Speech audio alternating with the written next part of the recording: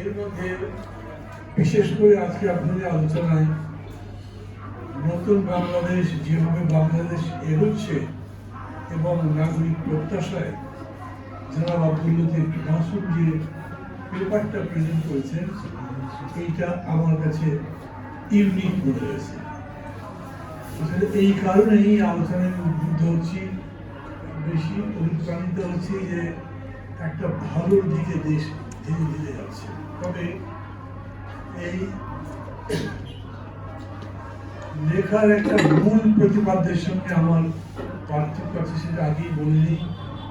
আমি জুলাই আগস্টের এই ঘটনাকে বিপ্লব বলতাম, ছোট করতে চাইছি না। এর মধ্যে বিপ্লবের উপাদান যথেষ্ট পরিমাণে ছিল, একটা বৈপ্লবিক রূপান্তরের সম্ভাবনাও ছিল, কিন্তু বিপ্লব যখনই বললেন তখনই তার সাথে একটা গুণগত পরিবর্তন বা রূপান্তরের বিষয় আসে। বাংলাদেশ একটা গুণগতভাবে রূপান্তরের মধ্যে গেছে, সেই রূপান্তরের প্রক্রিয়া চলছে, রূপান্তরিত হবে এরকম এখনই বলতে অনেকে দ্বিধা করছেন, আশা নিরাশার দোলাচলের মধ্যে আছে। দোলাচল দিয়ে বিপ্লব সংজ্ঞায়িত হয় না।